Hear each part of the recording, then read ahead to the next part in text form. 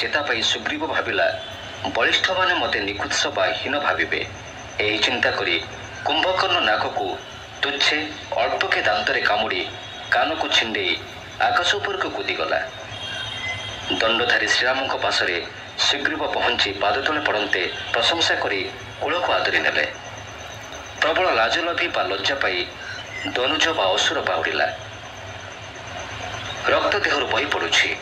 क्रोधरे भुज बढ़ाई कपि समाज को भुंजिला कुंभकर्ण, किंतु सेमाने तार नासी बा कर्णर रंध्र बाटे बाहरी गले। मने हेला इंद्र गोपपुंज बा वर्षा दिनिया नाली साधु बहु पोक माने माटी तलु बाहरुछंती। भिक्षुकी वंशी राज बा सूर्य वंशी राम नाराज बिंधी ता बाहुपाद सह ता तेज पिछेदिले।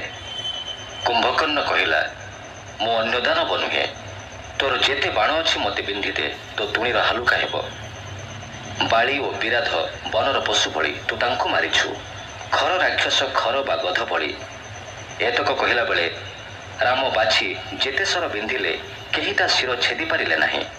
पथर रे पड़ी फूलर किछि नहेबा भली घटिला। विस्मित हेले रामचंद्र। विष्णु हरि बा सुदर्शन भली अर्धचंद्र बाण मारिबारु मुंड को दुई खंड कला। फाळे पड़ी नीलिंदी सरोवर तैयारी कला, आउ फाळे मेघनाद पाचिरी भांगीदेला। बार्ता पाई रोदन कला रावण। महापार्श्व कहिला, आपण उत्साह करुछंती काहेकि? मु राम को बध करिबी। पांच भाई सांगरे नै बाहरिला से।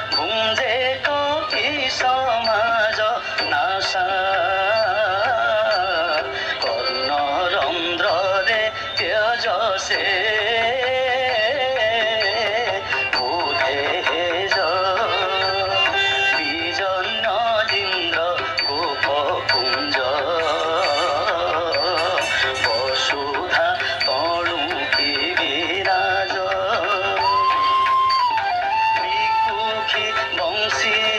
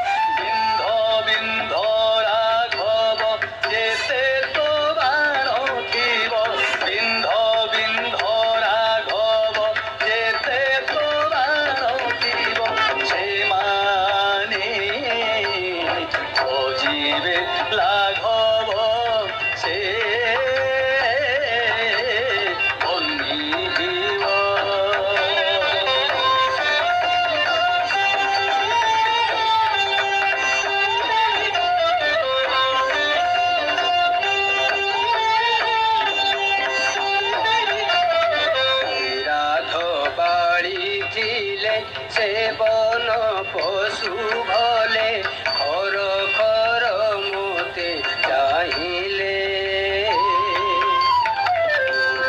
বাছি সন্ধিলে রাম সর বিন্ধিলে যেতে তা শিরন ছেদিলে সে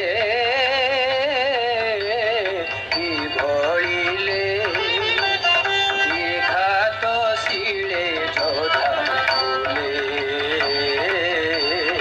বিস্ময় মানস হইলে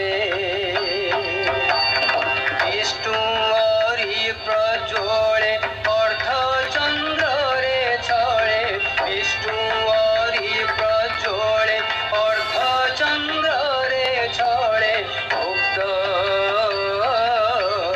কেজি প্রয়োগ কলে সে ঘড়িলে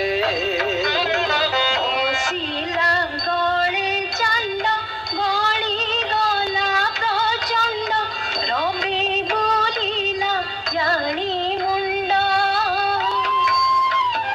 বাজি পুଣି সে কাণ্ড কলা তা বুঝি খণ্ড ভাড়ে পড়ি ভর্ত খণ্ড সে বাড়ি কুণ্ড বিপতি তরে আর খণ্ড বরণ নামে মেঘদণ্ড বিহিলা তারে দণ্ড কহিলে চার রুণ্ড বিহিলা তারে দণ্ড কহিলে চার রুণ্ড শুনে রুদন্তে দশ মুণ্ড সে বাড়ি কুণ্ড বাচক উঠি মহা পারুষ দেখি তাহা কিম্পাই হারুছ উৎসাহ লিখন হেলে সাহা লিখন খিব যাহা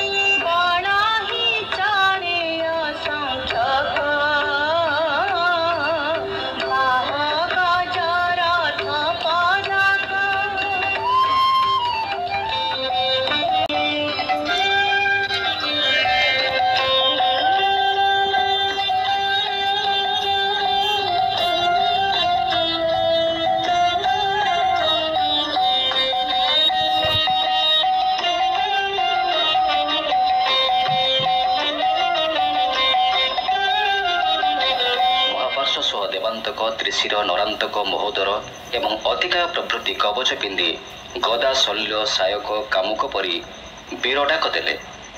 ଅସଂଖ୍ୟ ବଳ ବା ସୈନ୍ୟ ତାଙ୍କ ସଙ୍ଗେ ଚାଲିଲେ। ବାଟରେ ନୀଳ ଉଗାଳି ହନୁମାନ ଓ ଅଙ୍ଗଦଙ୍କ ସଙ୍ଗେ ମିଳି ରଣଘୋଳ କଲେ। ବୃକ୍ଷ ପର୍ବତ ଧରି ସମର କଲେ ସେମାନେ। ବାଳିସୂତ ଶାଳ ପ୍ରହାରରେ ନରାନ୍ତକ ହାତୀରୁ ଟଳି ପଡ଼ିଲେ। ଦେବାନ୍ତକ ମୋହବାଣ ପ୍ରୟୋଗ କରି ଅଙ୍ଗଦକୁ ଅଜ୍ଞାନ କଲା। ବାଣ ଦ୍ୱାରା ସମୀରଣ ତପ୍ତା ବା ପବନ ସୂତ ହନୁମାନଙ୍କୁ କ୍ଷତ କରିବାରୁ ସେ ବଡ଼ଗ୍ରୀବ ବା ବଡ଼ ପଥର ଫିଙ୍ଗି ତା ହାଡ଼କୁ ଗୁଣ୍ଡା କରିଦେଲା। ତ୍ରିଶିର କୋଷରୁ ତରବାରୀ ବାହାର କରି ହନୁ ଶିର କାଟିବା ଉଦ୍ୟମ କରନ୍ତେ ହନୁମାନ ଛଡ଼ାଇ ନେଇ ସେଥିରେ ତାର ଶିର କାଟିଲେ। ନୀଳ ପର୍ବତ ଫୋପାଡ଼ି ମହୋଦରକୁ ମାରିଲେ। ବାନର ବୀର ଋଷଭ ରୋଷ ବହି ମହାପାର୍ଶ୍ୱ ସଙ୍ଗେ ଯୁଦ୍ଧ କଲେ। ସିଂହ ଭଳି ନଖରେ ତା ଦେହ ଚିରି ତାକୁ ତଳେ ଲୁଟେଇଲେ। ଗଦାରେ ପାହାର ଦେଲେ। ଭାଇମାନଙ୍କର ନିଧନ ଦେଖି ଅଧିକାୟ ହନୁମାନ ଆଦିଙ୍କୁ ବାଣରେ ଆହତ କଲା। ମନ୍ଦର ଅହିରୂପ ଧନୁରେ ସମୁଦ୍ର ମନ୍ଥନ କଲା ଭଳି ମନେ ହେଲା। ଅଧିକାୟ ଦ୍ୱାରା ବାନରମାନେ ମନ୍ଥିତ ହେଲେ। ବିଷମ ସମର ବିଷ ଭଳି ଉପସ୍ଥିତ ହେଲା। ଶିବ ବିଷଭକ୍ଷଣ କଲା ଭଳି ରାମାନୁଜ ଲକ୍ଷ୍ମଣ ଉପସ୍ଥିତ ହେଲେ। ବୀରଶ୍ରେଷ୍ଠ ଲକ୍ଷ୍ମଣ ପବନ ଆଦି ଦେବତାଙ୍କ ବାକ୍ୟରେ ପ୍ରୀତ ହୋଇ ହାତରେ ବ୍ରହ୍ମସର ଧଇଲେ ଏବଂ ସେଥିରେ ଅଧିକାୟକୁ ବଧ କରି ରାକ୍ଷସମାନଙ୍କ କାମନାକୁ ବିଶେଷ ଭାବେ ଶୀର୍ଣ୍ଣ ବା ଦୁର୍ବଳ କରିଦେଲେ। ଏହା ଶିବଙ୍କ ଦ୍ୱାରା କାମଦେବ ଭସ୍ମ ହେବା ଭଳି ଲାଗିଲା। ଲକ୍ଷ୍ମଣଙ୍କ କୀର୍ତ୍ତି ଗଙ୍ଗା ଭଳି ପବିତ୍ର ଓ ଚନ୍ଦ୍ର ଭଳି ନିର୍ମଳ ହୋଇ ଜଗତରେ ବିସ୍ତାର ଲାଭ କଲା। ଏକଥା ଶୁଣି ଅଧିକାୟର ଗୁଣ ବାହୁନି ରାବଣ କପୋତ ଭଳି କାନ୍ଦିଲା। ଇନ୍ଦ୍ରଜିତ ପିତାଙ୍କ ଦୁଃଖ ସହିପାରିଲା ନାହିଁ। ନିଶରେ ହସ୍ତ ଭରି ଶୁକ୍ରାରୀ ବା ଇନ୍ଦ୍ରଶତ୍ରୁ କୃପାଣ ବା ଖଡ଼୍ଗ ଝମକାଇଲା। ଟାଣ କରି କହିଲା, ମୁଁ ଘୋରତମ ବାଣ ବିନ୍ଧିବି। ମୁଁ ରାହୁ ଭଳି ଭୟଙ୍କର ବାଣ ମାରିଲେ ବି ସେମାନେ ତ୍ରାଣ ପାଇଛନ୍ତି। ଏବେ ସେ ବାଣରେ ସେମାନଙ୍କ ଚର୍ବଣ ହେବ। ସେମାନେ ଚୁରି ହେଇଯିବେ। ବୃକ୍ଷ ବା ଭାଲୁମାନେ ଏଥର ମ୍ଳାନ ହେଇଯିବେ। ଆଉ ତାଙ୍କର ଶକ୍ତି ରହିବ ନାହିଁ।